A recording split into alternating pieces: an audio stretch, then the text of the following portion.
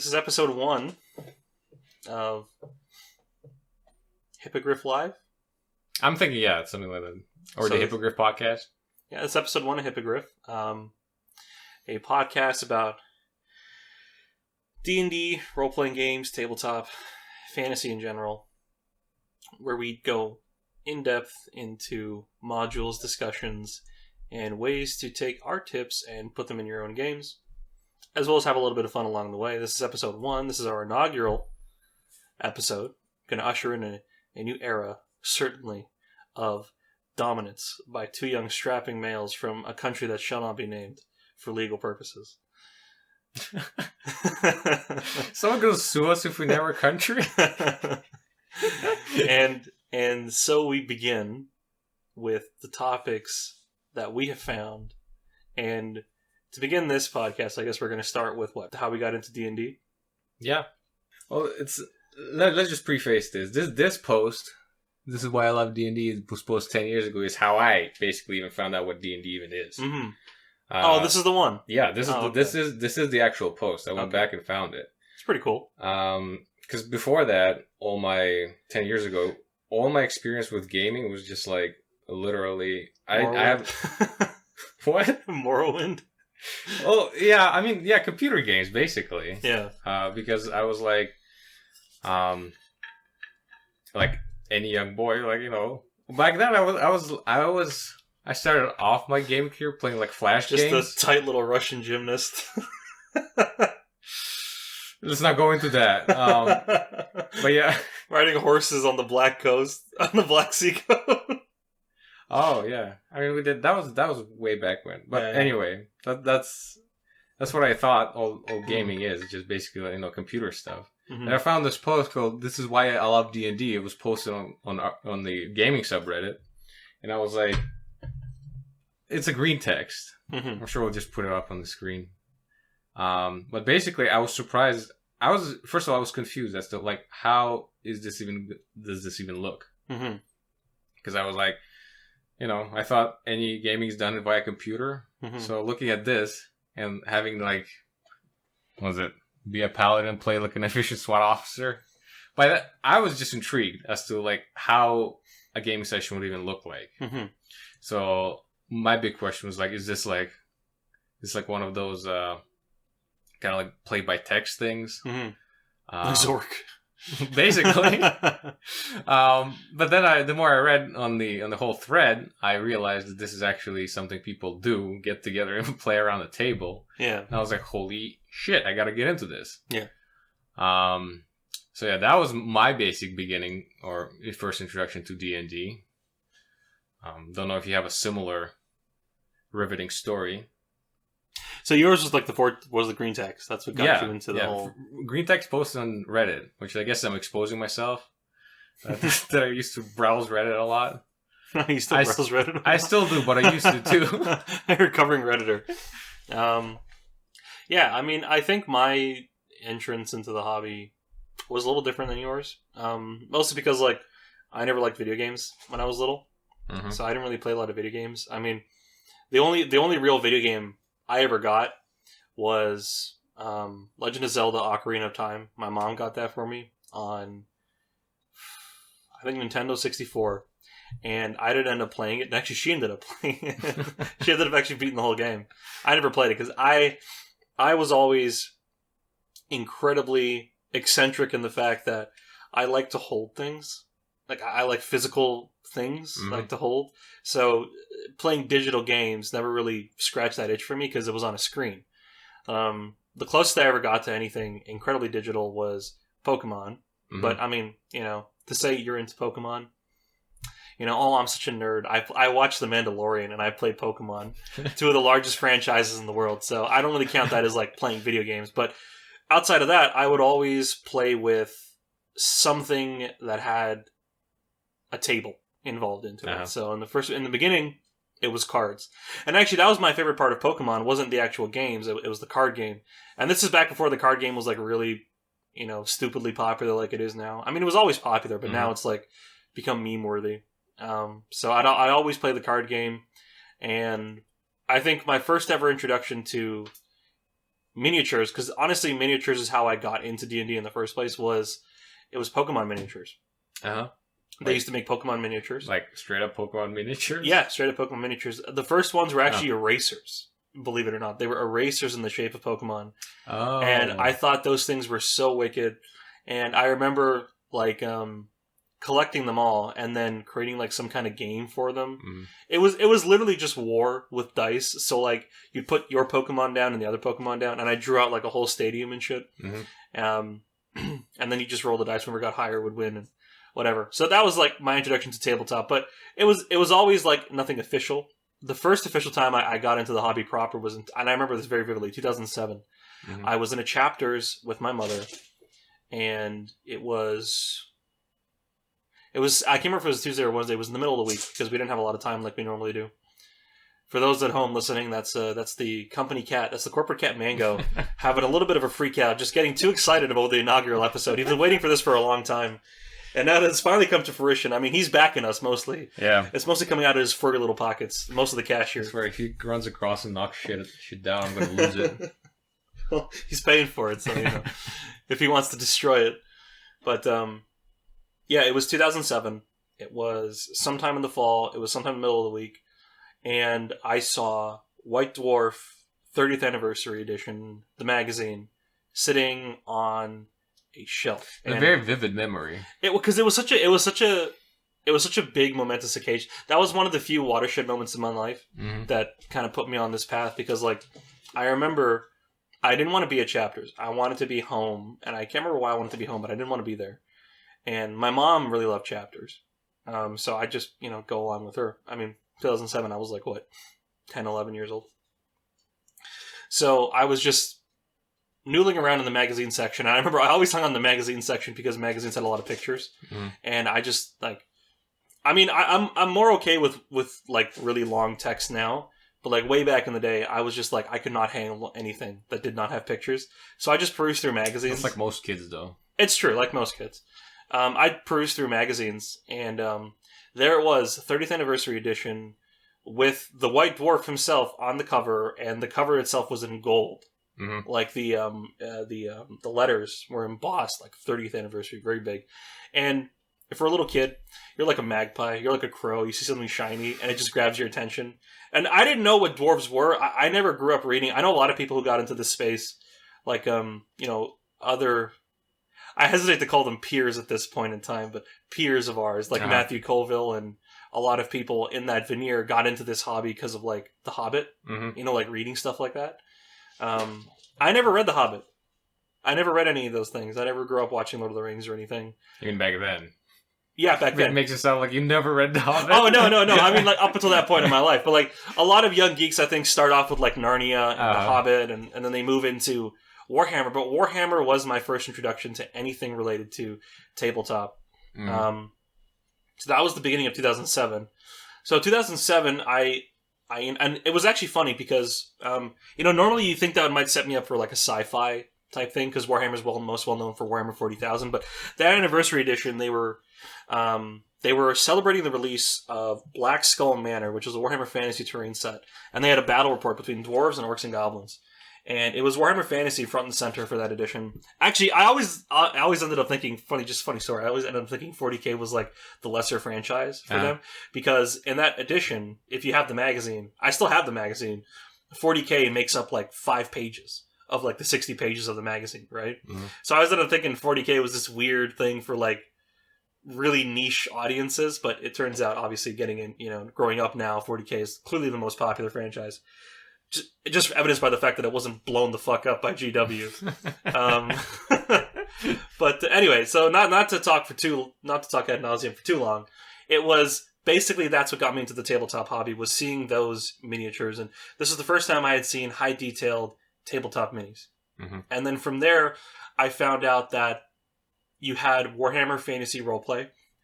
But I remember at the time, my mom was a little hesitant about Warhammer Fantasy Roleplay because it was, it has a reputation for being incredibly violent and gritty. And honestly, really too rules heavy for a little kid at that point. So But what that did do was open the door to miniatures for me. So from that point on, I ended up looking for miniatures everywhere. And that's what ended up being my gateway into the hobby, which was Dungeons & Dragons 3.5, the starter box or the beginner box. The red box? No, it wasn't the red box. The red box was like for first and like 4th edition. This was the starter box. So this was 3.5. The art on the cover was actually, I'm pretty sure, done by Wayne Reynolds, who would go on to do Pathfinder's art. Mm-hmm. So actually, if you look at... it's really actually cool, because if you look at the Pathfinder Beginner Box, and you go back and look at the 3.5 Starter Set, and I always get them mixed up. I think 3rd edition had a black dragon on the front, and 3.5 had a blue dragon. I remember I got the one with the blue dragon, but Regdar the Human Fighter was always on the front. And that was my first introduction ever. It was in the same chapters, actually. And it was actually funny enough, it was in the board game section. Yeah. It was literally just sitting there in front of like Monopoly and Risk and Parcheesi and everything. And there it was sitting. And I remember being so totally enamored by this human fighter just taking on this blue dragon. And very similar actually setup and like structurally, like the piece being set up, the art piece is very similar to the one on the Pathfinder Beginner Box. Is this dragon on his horde and these adventurers coming in and engaging in this epic battle. And I didn't know anything about Dungeons and Dragons, and I asked my mom to buy it. I begged her, and it was expensive too at the time. It was like, I want to say like $50 almost. Huh. So it was big, but this was back when WotC made like really nice quality products. I think it was only a few years after they had bought from TSR. So I think they were trying to make a good impression on people. Mm-hmm. And, obviously the red box is very famous, but the reason why those things I think really stand out for me and a lot of other people that I see on Reddit or whatever is because it came with actually full-blown pre-painted miniatures. Because like TSR made miniatures, but all the TSR early D&D stuff, like from AD&D, were unpainted Citadel-type miniatures that you got to paint. And I mean, who the fuck like really wants to sit and paint when you're a little kid? You have ADD, basically. But this one came with pre-painted minis because WotC had just started making their own pre-painted mini line. So this featured a full party, a dwarf cleric, human fighter, elf wizard, and human rogue, and a whole assortment of monsters. The big blue dragon miniature, which I think you still have. I think I gave it to you. Yeah. So it's it was really quite the menagerie of things to get. It had dungeon tiles. It had dice. It was quite incredible. And it was the first time I'd ever seen anything like dungeon crawly or anything, because I'd never played any dungeon crawl board games or anything. And so going into it, I was really excited to read the rules, and I read them, and then it turned out that nobody around me wanted to play. And that was kind of discouraging, because everyone around me wanted to play video games, and no one wanted to really sit there and play an analog, like a physical game, and just sit there and just be like, okay, I'm going to do math, and I'm going to roll dice. Because most people are very spoiled nowadays because the computer does all the work for you, right? Yep. For damage and health and whatever. And so being at that point in my life where I didn't have a lot of friends who wanted to play things like that. I had a lot of friends who wanted to play video games, and by and large, any video games I played were to hang out with friends, but no one could play I could play D&D with. And it wasn't until I met you. That's right. That the return to the hobby began, because it kind of cooled off. I kind of just went back to playing miniatures by myself.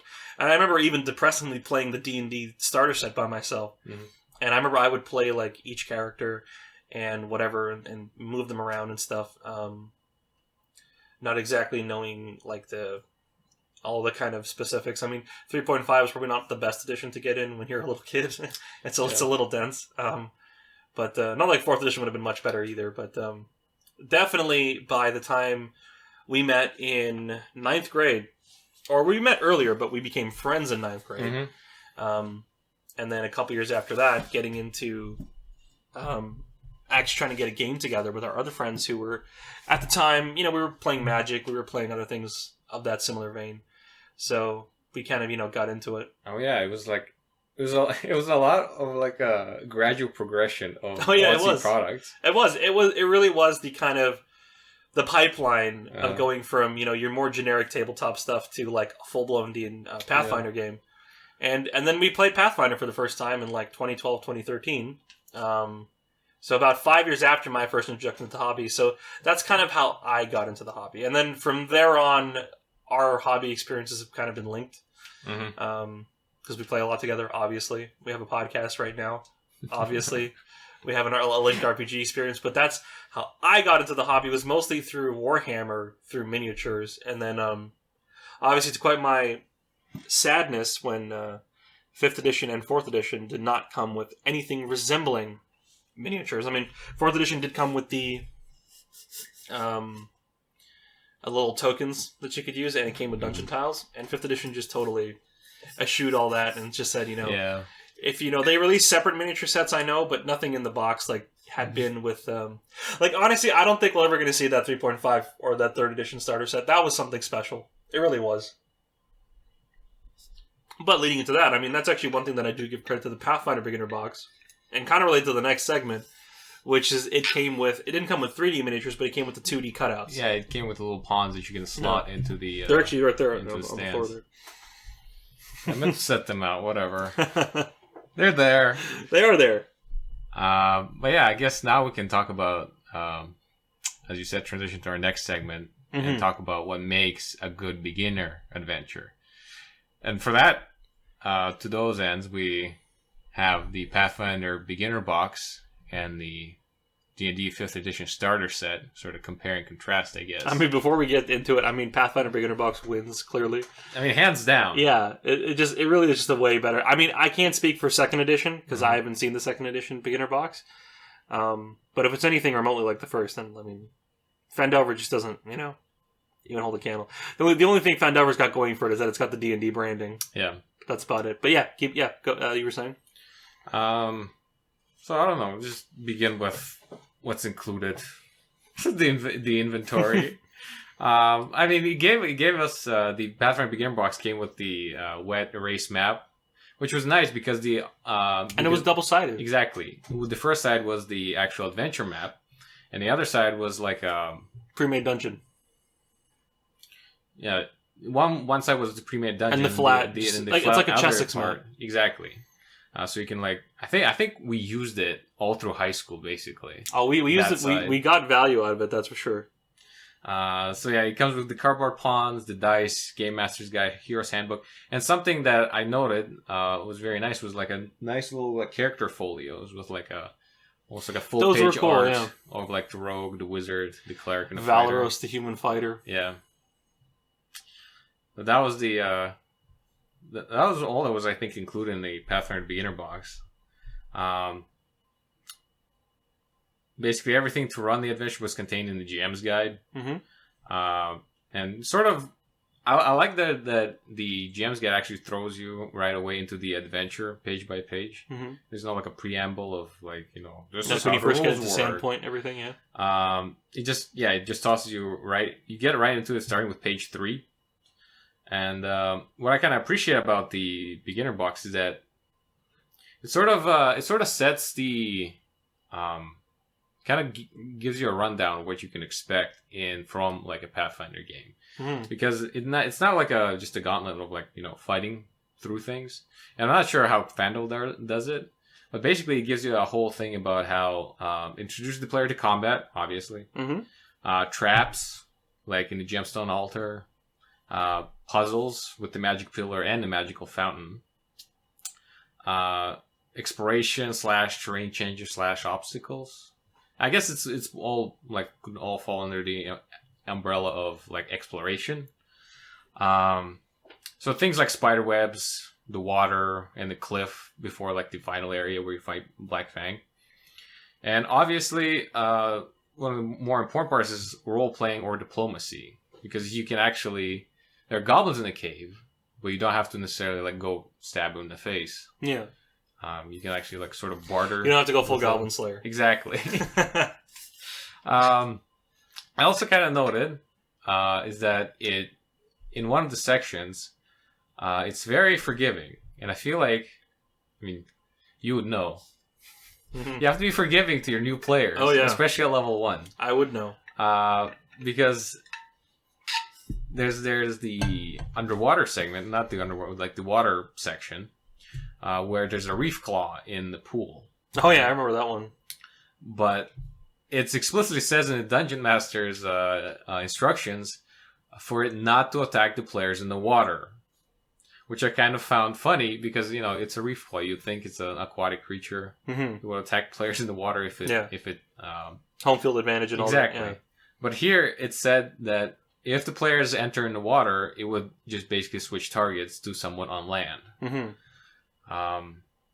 was kind of funny because you'd think it that way it's not like a unfair encounter. Exactly. Because I imagine like new players like, oh, I want to go in the water. You get pulled down, drowned by the reef claw. It's not exactly fun.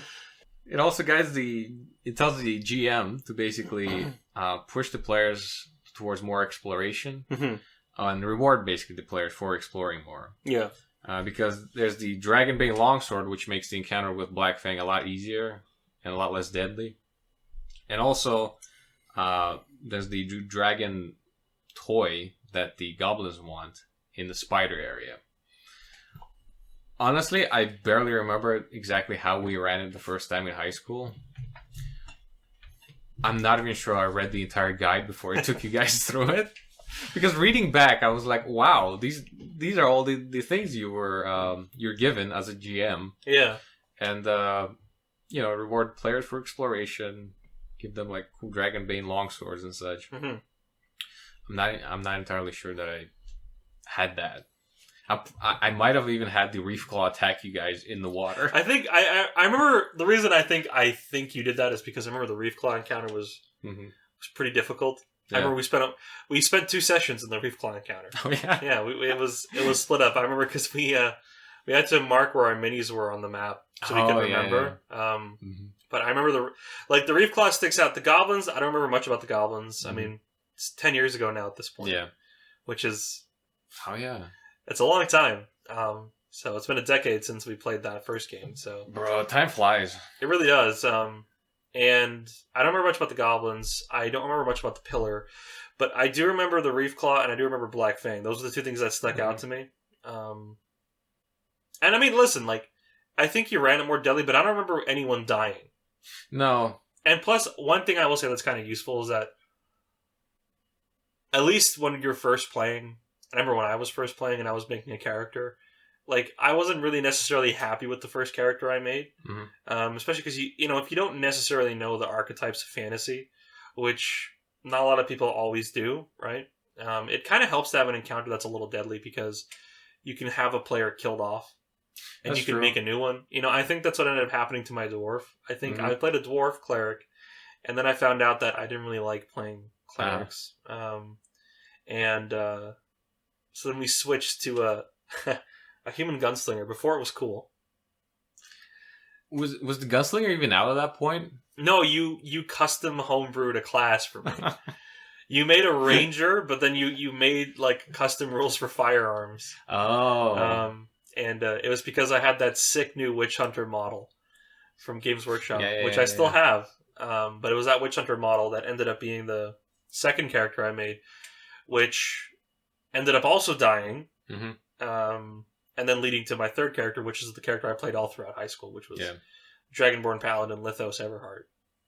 Best character. Which, if you want to go see the adventures of that character, there's an accompanying story on our YouTube channel. Which might not be out at this point. Which might not be out at the recording of this video, but definitely check it out. The adventures we had throughout high school were definitely very interesting, and they all began with this beginner box. Where was I? Black Fang, Dragonbane Longsword. Oh yeah, I mean, it could also be argued that pushing the players to like explore the whole dungeon might be a little railroady.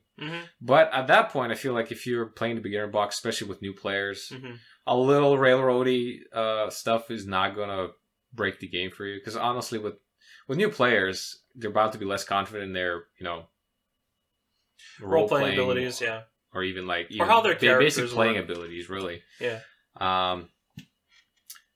But I noted that taking the route of diplomacy with the goblins can be especially rewarding because it shows that not all creatures are willing to are just like NPC enemies in like a video game.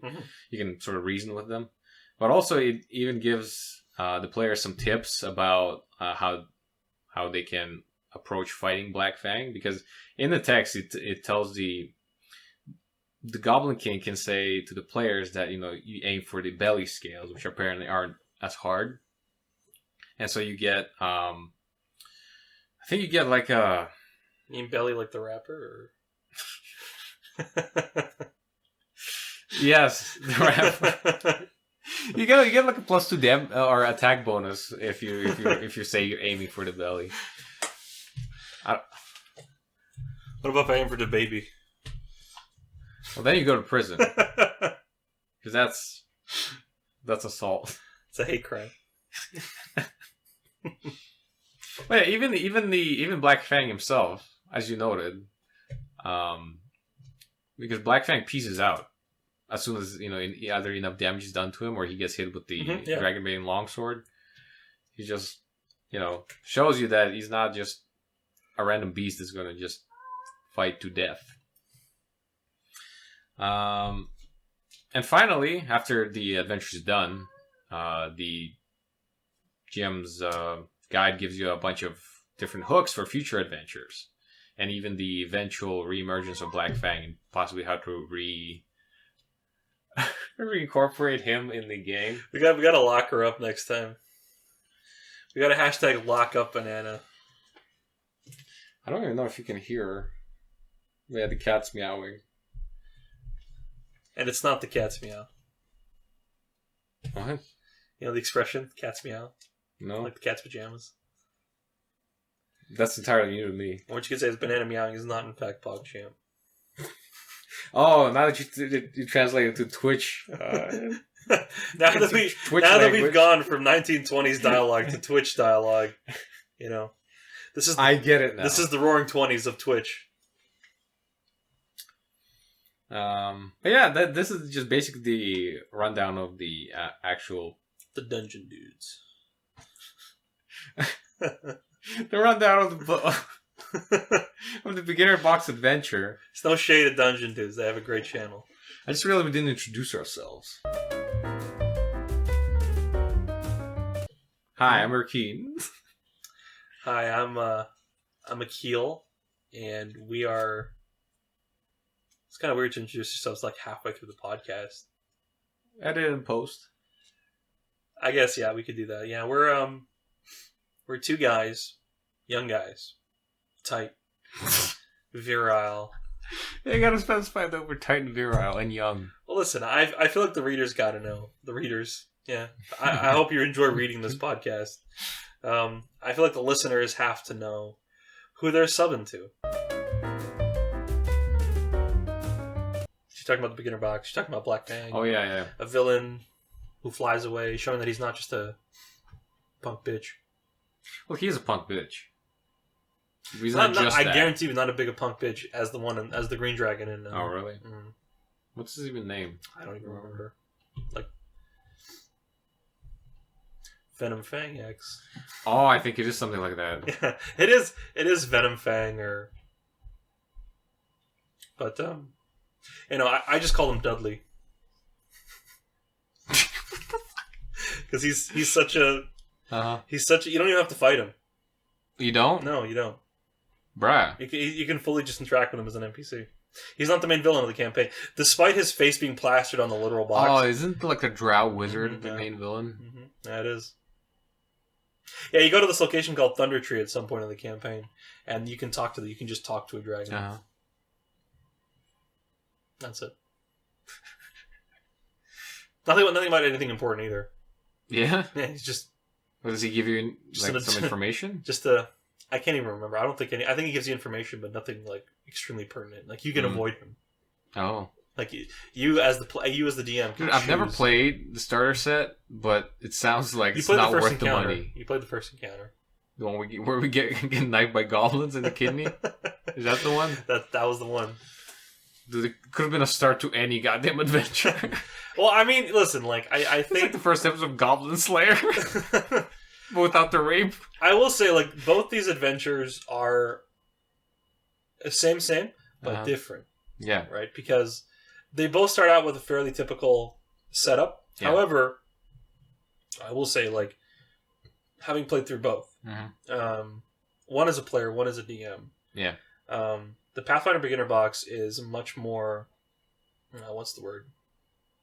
It's much more of a closed system, in the sense that you have the dungeon. Yeah. The dungeon is the centerpiece, and it ends with Black Fang. Yeah. It really is a standard, straightforward dungeon delve.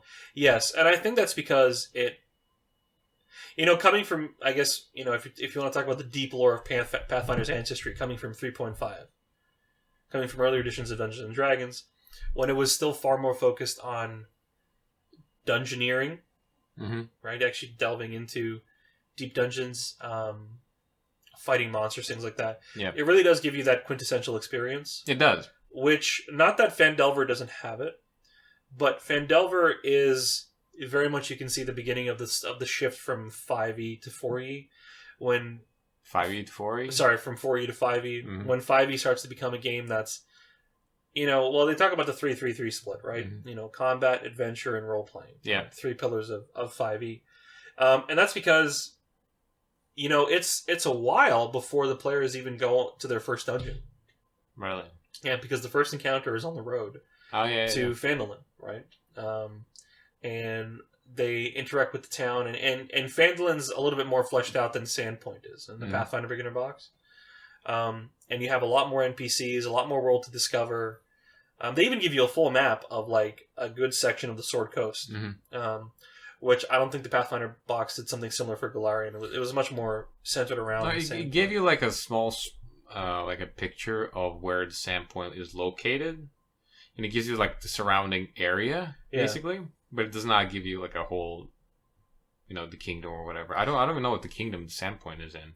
I think it's Avestan, which is weird for a Western European kingdom, but it was that's one thing I will say about Phandelver, is that it's a lot more sprawling of an adventure, because you start on the road, you go to Phandalin, you get to explore Phandalin. You have to go to like Thunder Tree, which is like these ruins and everything. There's goblin hideouts. And then before you finally get to the final dungeon where the Drow is located. So it definitely is a little bit more sprawling. It's a little bit more, I would say, player directed than the Pathfinder Beginner Box. And in the Pathfinder Beginner Box, like more of a sandbox. Yeah, because Pathfinder's Beginner Box is very much like you go from A to B. Right, in terms of the adventure printed, right? Whereas the Phandalin starter set, you do end up at the same point. Like both adventures end up with a main villain, and that's that, right? But the way you go about it in Phandalin is a little bit broader, and I think it does require a little bit more of an experienced DM to play, just simply because if your players don't know how to handle being active players, and we've talked about this before, the difference between an active player and a passive player, and typically in both our experiences, most players, especially new players, are really passive. That's a lot of people I know talk about Phandalin being a great set because it's more expansive, because you can do more things, but in my opinion, when you play it as a new person who's trying to get new people into D&D, who are passive players, who don't know how to roleplay, who don't know what their characters are like. Who are new to the game. Who are new to the game. Who are new to roleplaying in general. It asks a lot more of the players. And then vice versa, if your players are not going to be doing that, then it asks more of you as a DM, because then you have to then create hooks to pull the players in certain directions to get them to interact with the adventure. Whereas Pathfinder's Beginner Box is, there's only one, you're placed in the dungeon. Yeah. And there's only one place to go, which is forward, right? So it's much more self-explanatory, and it is a bit railroady. Yeah, but I kind of noticed also, speaking of like difference between like I guess the DMing approaches, is that the Beginner Box does shift some of the, at least in the way the rules are laid out between the GM's Guide and the Hero's Handbook, is that it actually has a lot of the information in Hero's Handbook about skills, how to use them, feats, equipment exploration, and even combat rules. That's all laid out in the Hero's Handbook. And I felt like it's a nice sort of kind of a tacit kind of implication that it's not only the DM's job to know the rules. And sort of like suggest that, as a player, you should know how to fight. Yeah. We should know what your character can do, and what the rules in combat are, for example. That makes sense, yeah. And I thought that was kind of neat because in a lot of, I feel, I don't know, maybe it's the current zeitgeist, but it feels like, you read threads on Reddit or something. There's a lot of things about like new players, but who want like an experienced dungeon master or a dungeon master to take them through stuff. But at the same time, a lot of people just don't read the player's handbook, don't read the basic even rules, and it's like, okay, but you want to play the game ostensibly. Yeah.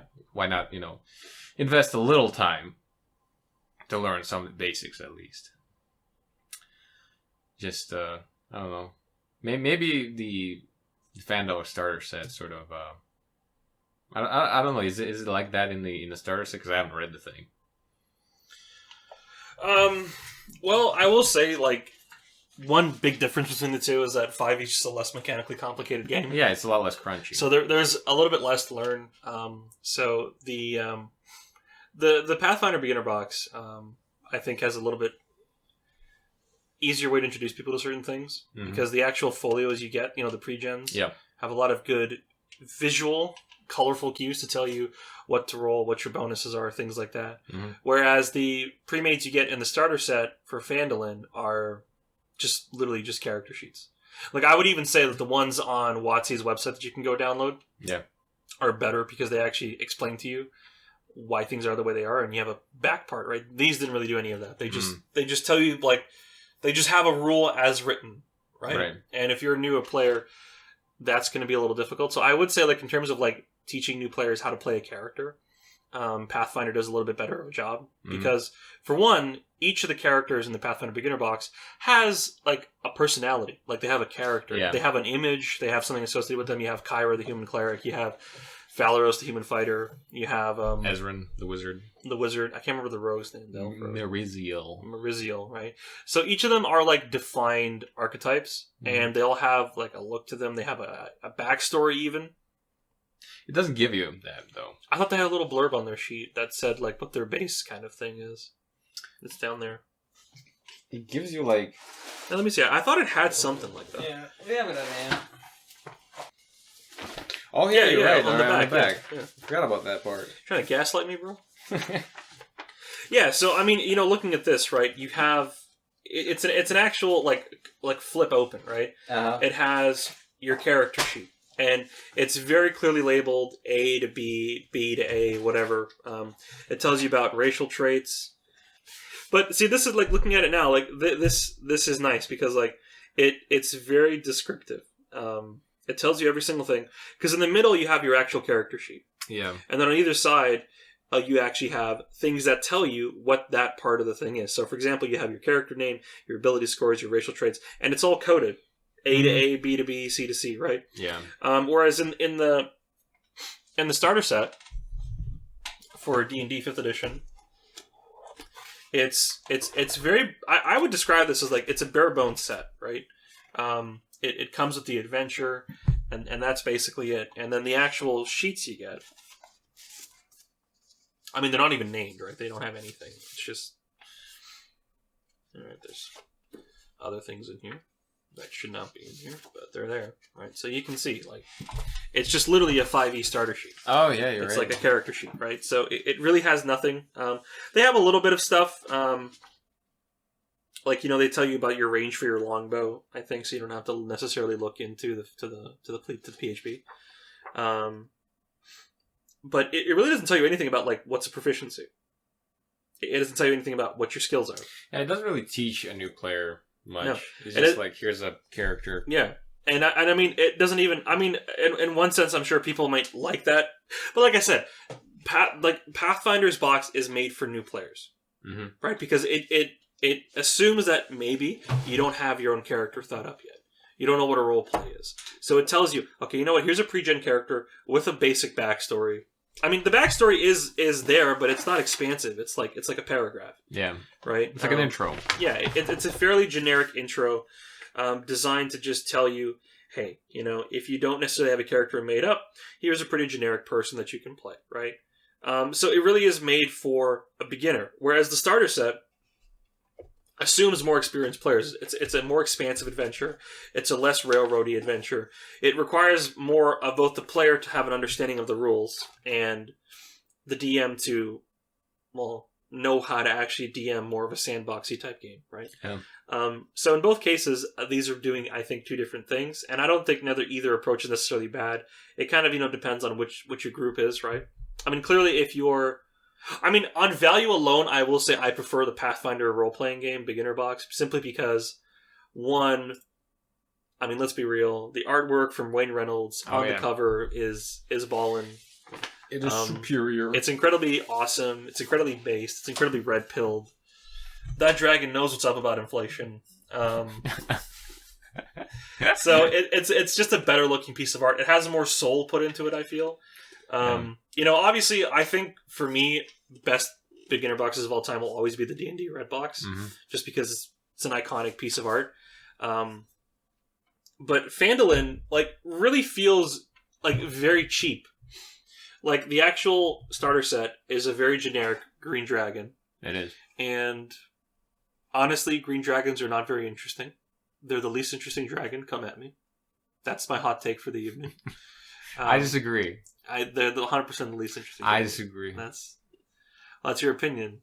It is my opinion. It's important to know that your opinion is dead wrong. Though, don't tell me you think red dragons are the least interesting. Red dragons are kind of played out, though. Listen, being played out and being interesting is two different things. I guess. White dragons? That's the problem. The way 5th edition writes white dragons is kind of silly. Them being basically just animals. Animals. Just big dumb brutes. I don't. So black dragons are the worst? I don't jive with that necessarily. So white dragons are the worst for you? As they are written. Obviously, I can come up with however many we're not talking about the archetype of a frost dragon. Yeah. I'm just talking more about just the look of a green dragon. It's just really snorefest to me, especially the way it's done here. Yeah, maybe just a problem with the piece of art, though. Listen, I'm not saying that there are no good-looking green dragons, but for the most part, green dragons I find anything green, I just find incredibly boring. Man just hates the color green. I don't mind green. I like goblins, and goblins are usually green. And I like orcs, and orcs are green skins. It's just more that here it just looks so painfully dull, muted, very boring. That's 5e's art style in general. Yeah, the piece of art itself is not very and bright. It doesn't feel like it's cut very well. I'm gonna be real. It feels like something's missing. And honestly, even the cardboard that it comes in feels thin. We're just talking about quality now too. Pathfinder's Beginner Box is it's a thick box. Yeah. It actually It did stay basically the same for the last 10 or so years. Yeah, it's a pretty thick piece of cardstock. Whereas in the starter set, it feels very cheap. It feels very lackluster. Honestly, this cover looks like something you'd find being fan-made on DM's Guild. Now, is that a statement about the quality of the stuff on DM's Guild? No, it is to say that it looks like it's being done amateur, right? There's nothing wrong with people who are amateur producers or content creators. We certainly know about that. Yeah. But there is something to be said about a major company, the person, or the company rather, who has the crown. They're king of the hill right now with the world's greatest role-playing game, and it looks like it was done by people who don't have access to high-quality editing software. Right? Which, if you're going to tell me that WotC makes less money than Paizo, I'm going to call you a fucking liar. That's what I'm going to do. And so when I look at it, it's cheap. It comes with one set of dice, which is nice. I still actually use those. Those dice are fine. Those dice are perfectly fine. But it comes with no maps. It comes with no DM screen. Not to get too hard on WotC, because WotC kind of has retroactively fixed this problem, because a lot of their newer offerings, like the Adventurer's Kit and whatever, come with DM screens. They come with more cards and things like that. But this really came with you got a little rules booklet, you got the adventure, and you got the sheets. And that was it. That was completely it. Everything else you had to either buy additionally or Like it felt like if you wanted to actually have a good D&D experience, like a good first role playing experience, you would have to buy additional things to make the starter set really interesting. You'd have to buy miniatures. You'd probably have to buy the starter set miniature set, which came with the actual characters that are printed in here. You'd probably have to buy maps, like tactical maps, to actually have a fun time. Because unless you're running Theater of the Mind, and if you run Theater of the Mind, I hope we never meet. But it really is a very bare bones set. Whereas the Pathfinder Beginner Box, it came with a map. It did. A dungeon map. And then on the flip side, it came with a draw whatever you want map. Yeah. It did not come with a DM screen, though. It did not come with a DM screen. I don't hold not coming with a DM screen against it. I mean, part of the fun is, like, in the very beginning, you can just use the box lid. And this goes for both starter sets. You can use the box lids as a DM screen. Or you can literally be an animal and not use a DM screen. You can literally be a subhuman and look your players dead in the face like you trust them or something. That you don't want to hide things from your closest friends. Like, what's wrong with you? But, case in point, it came with a map, and it came with pawns. And the pawns, I think, are really what push it over the edge, because it came with pawns that also weren't necessarily included in the adventure itself. Yeah. Right? So it had room inherently for expansion. It did. Right? Which I think is the key difference here, because even though Pathfinder's Beginner Box starts out, I'd say, more constrained than the starter set for 5e, it has way more room for expansion, both in terms of pawn, and it comes with everything you need to play. It comes with literally everything you need to play to run combat, right? Because most people, I would say, out there, if we're being honest, run D&D 5e on some type of grid. Yeah. Maybe you don't use miniatures, and you don't use terrain, and you don't use the whole 9 yards, but you're probably using some type of 3D representation of a battlefield in some capacity, right? Certainly the rules are written that way. Certainly a lot of the modules, certainly the starter set is written with that kind of a combat system in mind, and yet the starter set does not facilitate that. Oh, which is a damning piece against it. Does it now have like a map? There's no map, there's no grid, there's nothing. Bruh. It's rules and character sheets, and that's it.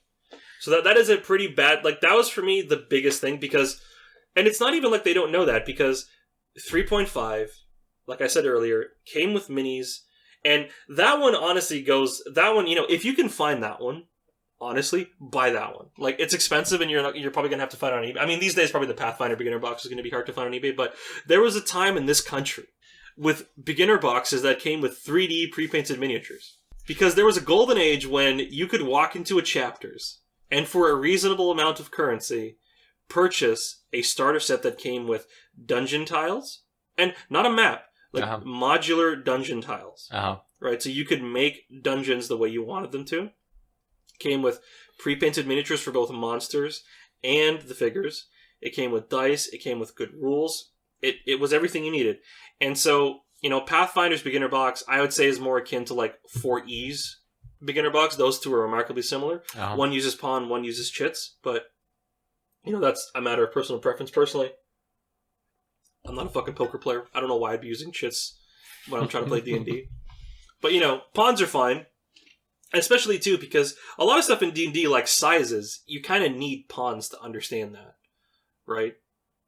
And especially for ostensibly what is a starter set, what is to introduce people to how this game works, not having anything like that in the starter set for D&D is like, honestly, like, this thing is a shit product.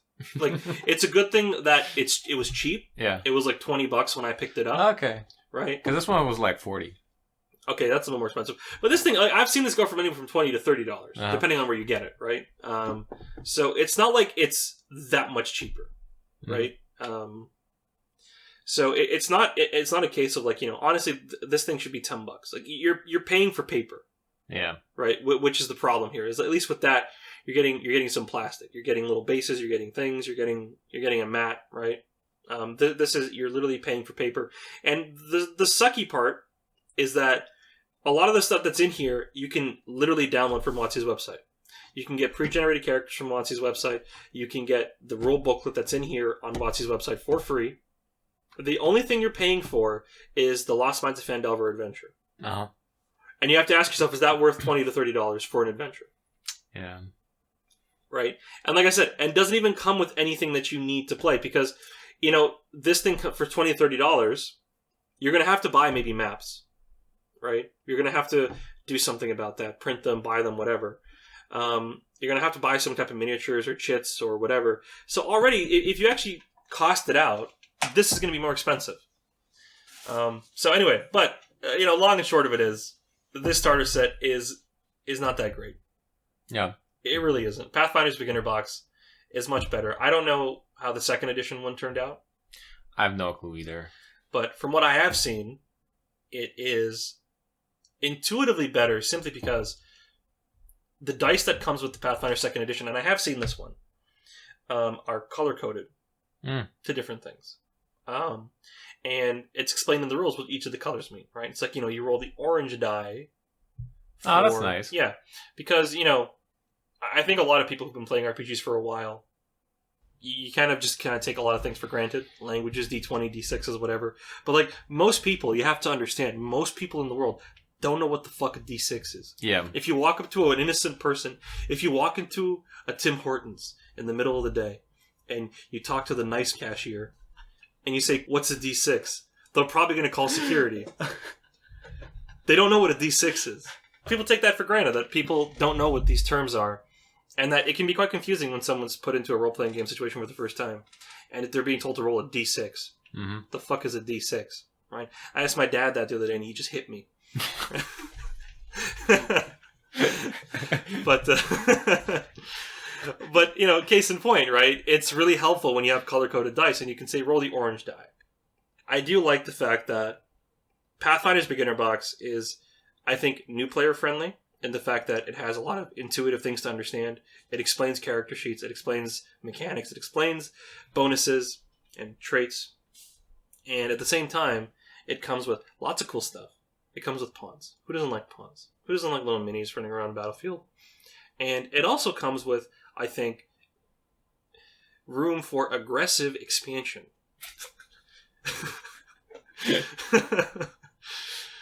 Because of the flip side of that map, right? Because you can draw your own dungeons, you can draw rooms, you can even draw towns or even world maps on that, right? To explain to people. Sorry, everybody, I had an offer rejected on eBay just now. But it really does have a lot of good stuff for, I think, more experienced players, because if you do want to do stuff on your own, if you do want to be creative as a DM, you can, because it has monsters that aren't included. It has cool monsters, too. Like, some of them were really interesting that you wouldn't really necessarily include in the standard lineup of beginner monsters. It had also things like, it didn't have, like, ghouls and, like, a tree of some kind and ogres and all this kind of stuff. It didn't have a tree. It did have ghouls. It had, like, boars, snakes, giant beetles for some reason. Even the Reef Claw is an interesting monster, purely because it takes place in an aquatic environment, right? So there really is a lot you can do with that own, because it's almost like Pathfinder's Beginner Box gives you tools. Yeah. And you can make your own stuff. Yeah, to go beyond the actual just beginner adventure. Full plus ultra. Yeah. Which, honestly, that's what edges it out for me. That's why I think it's the superior product. And a superior way to begin your game. I agree. Well, all right then. We are in agreement. Well, you've come to a conclusion. This has been Hippogryph. The Hippogryph podcast. We still got Reddit questions. Oh, fuck, you're right. It's not really questions, like Reddit We threads. have questions from our audience. These people are fans of ours. They just don't know it yet. What are some good magic weapons for first to second level parties that aren't straight up +1s? My party exploring an abandoned tomb next session. They'll have the opportunity to recover an ancient weapon from a secret section of the tomb that I imagine they'll end up discovering. They constantly check for things like this. Currently, the weapon is a +1 mace used by the leader of the Order of Knights that the tomb is enshrined to. But I've had somewhat of a change of heart regarding having a +1 weapon in my party's bags before they've hit 3rd level. This guy running the Delian Tomb by Matt Colville. Oh, is he? It sounds like it. Dude, just say you're running the Delian too. Like, lots of people are running at this point. What are some cool overlooked common/uncommon rarity weapons that you've employed in your low level games that aren't +1s? Homebrew weapons are also good to mention so long as you mention where they came from so I can look them up.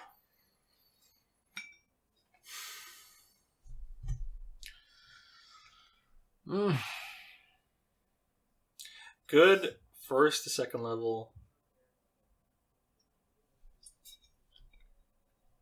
I don't know. Bag of holding. Yeah, their holy weapon is a bag of holding. Maybe you're a merchant. Order of Knights. Just have the weapon evolve. Oh, like the vestiges of divergence. Not exactly like that, but have it like, start out as a +1 mace, then like upon certain conditions that you need to fulfill, it becomes like better. Yeah. Not like straight up numerically better. Maybe you give it like a fire attack or something. Give him Black Razor. Oh, hear me out. Like, obviously you scale it for the player, right? But the best thing to do, the Black Razor. Exactly. Right? The best thing to do to make a weapon that isn't just a +1, because listen, mechanically it can be a +1. Uh-huh. Right? There's nothing wrong with mechanically being a +1. But the question is, how does that +1 attained? Uh-huh. Right? Sometimes +1s are attained through very, illicit means. Like Black Razor. Mm-hmm. Right? So, honestly, the reason I like Black Razor or Stormbringer or any of these types of weapons that require killing is because, well, one, narratively they're very interesting. Yeah. Because usually they're probably inhabited by some kind of demon or spirit or whatever. So, it's interesting in and of itself to have almost like a pre-built NPC into a weapon. An intelligent weapon. That could also influence your story, right? Because a big part of your story is going to be shaped by player choice. So, what happens when a player has a +1 weapon, +1 greatsword, let's say? Yeah. But it requires them to take a life every week or something, right? That's an interesting dilemma. And how would the party react to it? Throwing things like that in, because, a +1 longsword, people just kind of go... Yeah, it's just a better stick. But a question of, like, it's +1 longsword, but it thirsts for the blood of... Maybe not innocence. Maybe it thirsts for your own blood. Mm-hmm. Like, you need to, burn like a hit die every day to this thing. Yeah. For it to retain its +1 thing. Stuff like that's always more interesting. Like, I'm a big proponent. Well, we both are big proponents of, like, sentient weapons. Intelligent objects in general. Because a lot of them can be used for, and listen, and they don't always have to be, like, strictly combat use. Yeah. You know what I mean? Wasn't there one that was, like, a key that can open any lock or something, but it's inhabited by, like, trickster deity or something? It was something like that. It was an old D&D module that I remember when I was looking up an idea for our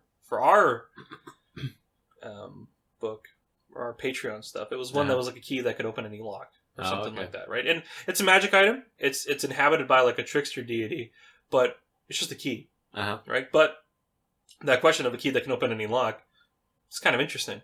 Yeah. Right? So I think I would think of things that are important. I would also think about players' backstories.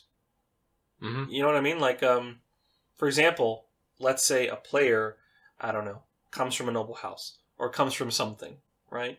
Or even like, I don't know, maybe like they're looking for their parents' sword or a family sword or like, whatever. Or even have it tie into your world. Like, I don't think that everything has to be mechanically interesting.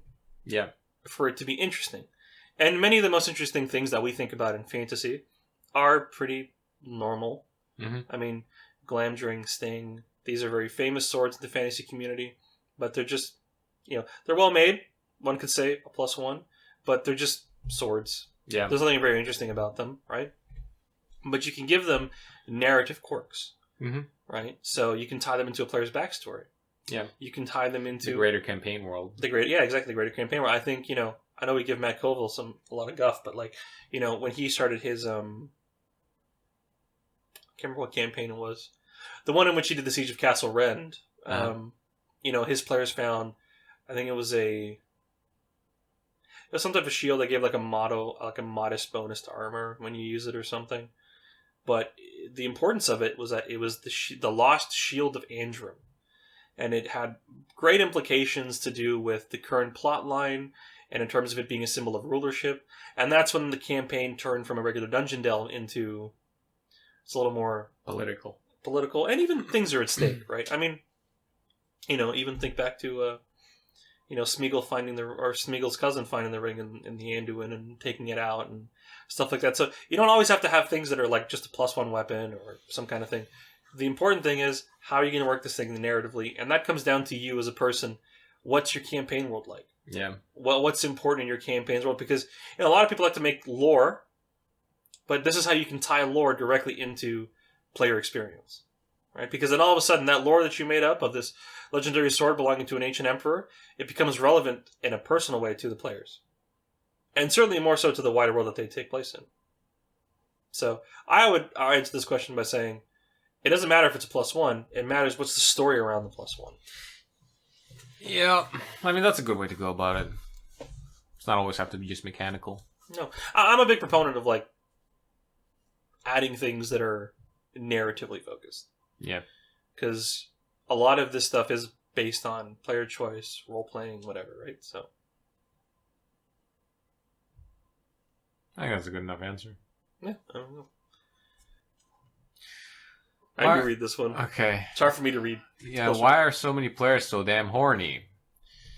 You know that dude who specifically plays the busty succubus lady and shows off their tits whenever possible, even though they're in a life or death scenario? I've never seen that dude. I'm gonna be honest. I know the sexual bard. Yeah.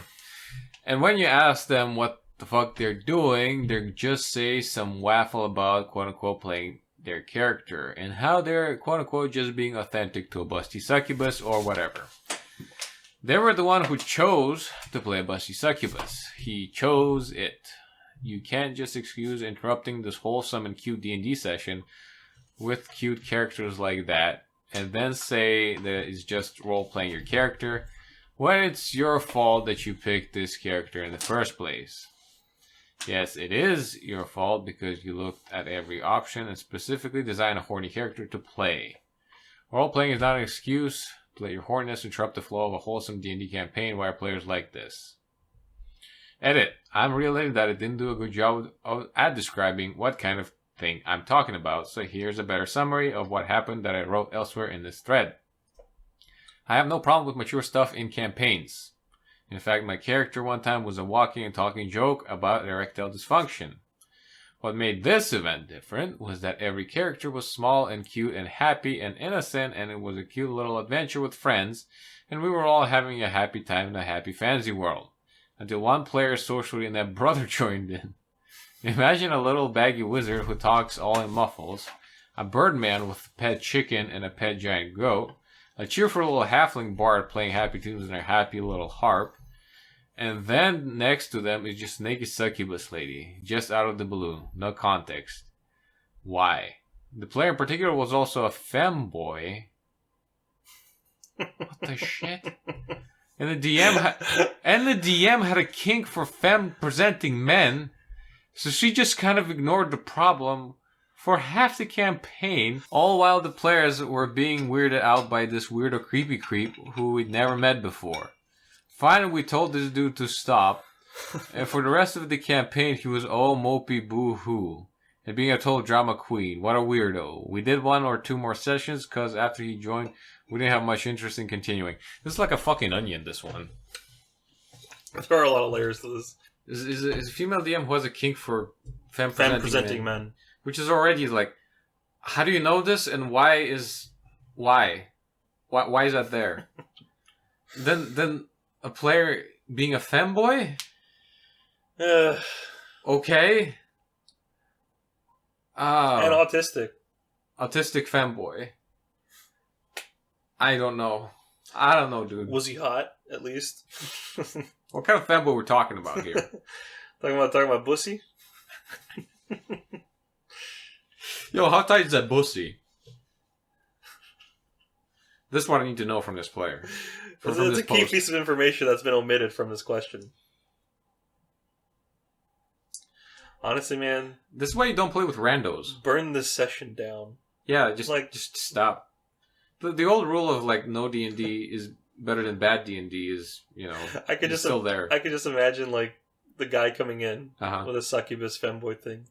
Just the fucking DM being like, yeah, I'm into. Oh yeah, yeah, biting the lower lip. Just, I don't know, man. Like, just tell the guys to like hit the road. Tell his brother that like, yo.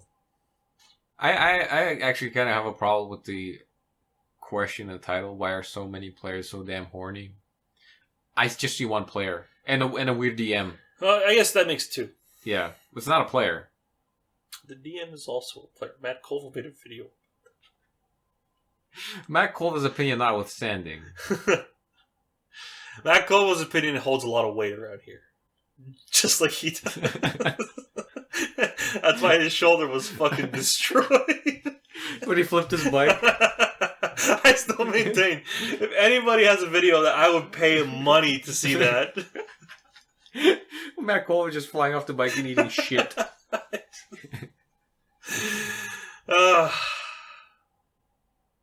It's like Godwin's Law, but with Matt Colville with us. Any conversation that goes on long enough will devolve into talking about Matt Colville. There's so much to talk about. Hey, Matt Colville talked about having horny players or like rapey players in his group. See, the problem with this is that I think it's this eternal identity crisis D&D has. Yeah. On one hand, saying that they're open and inclusive to like people who have like autism or whatever, but like inevitably you find people complaining about people with autism. Yeah, and who can't read social cues. And the question is, does inviting people who cannot read social cues into a social game lead to good things? I don't think so. Like, for the most part, like, listen, obviously it's a spectrum. Yeah. But like this like blanket free for all. Like, listen, not to say if you have an autistic friend like who's really autistic to not hang out with him. All I'm saying is maybe break out Magic cards instead of D&D. Yeah. Because honestly, a lot of this stuff just seems like you could be having fun with the guy if you weren't playing D&D. Uh-huh. You don't always have to play D&D. Yeah. You know what I mean? You really don't. And some people are just built different. That's all. What can I say, right? And they're just not meant for, some people are not meant for D&D. Uh-huh. Some people are not meant for this hobby. And I know that's upsetting because this hobby builds itself around being super inclusive. Inclusive, so that everyone can buy money. Everyone can buy products. Everyone can spend money. But some people just should not play this hobby because this hobby is a social game. It is. It's never going to not be a social game. And increasingly more so, the current culture is turning more towards a social game. So if you're having a person who's autistic, I would, if you insist on playing D&D, like you just have to, then run a dungeon crawl. Run a total tactical game where it's mostly numbers and crunchy because that doesn't involve a lot of RP, social interaction. But the best advice is just don't play D&D with them. Go play a board game, go play video games, whatever. Because this is going to happen. I think just like a more blanket piece of advice you can give is like know who you're playing with. Yeah. It can be as simple as that. Mm-hmm. And if you're just, not jiving with them, move on. Yeah. The problem here, I think, becomes like when you invite someone into an already good game and it poisons that. Yeah. You know what I mean? Well, at this point, it's like any conflict resolution, right? Yeah. You have to literally bite the bullet and go through it. Or just abandon it. Yeah. There's like no real other way. Unless you want to suffer and have your wholesome D&D game polluted by, a horny dude. Yeah. Because you just, live with it. But ultimately it's going to have to boil down to actually talking.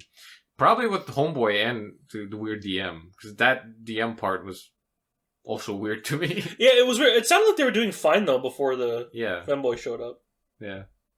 I mean, like, I'm be real. Like, if Hendo showed up at a game of ours in that vampire outfit, I'm going to get distracted. Well, I'm going to be sitting there talking about Dragorian military expansion and be like... I don't buy that. I feel like you have more integrity than that. I do, but I like to pretend that I don't because it's funny. Listen, most guys who play D&D are going to be a little socially inept. Yeah. That's just a fact of life. And most girls by definition of being girls, are going to be more socially adept. It's not even their fault, really. It's just how girls are. Especially if you're younger. Yeah. Girls are going to... I mean, girls mature emotionally faster than guys do. Mm-hmm. Right? So the problem with that is you're introducing a situation in which you have emotionally developed people. Yeah. And emotionally underdeveloped people. And it's never going to lead to anything good. Like, a lot of these stories involve women in some capacity. And that's not women's fault. It's not men's fault. It's just the fucking mixing. Yeah. Listen, I'm not saying that no groups can pull it off. Mm-hmm. Right? But, like, you know, I know people like to point to, like, you know, oh, what about Critical Role? I'm like, yeah, because they're actors.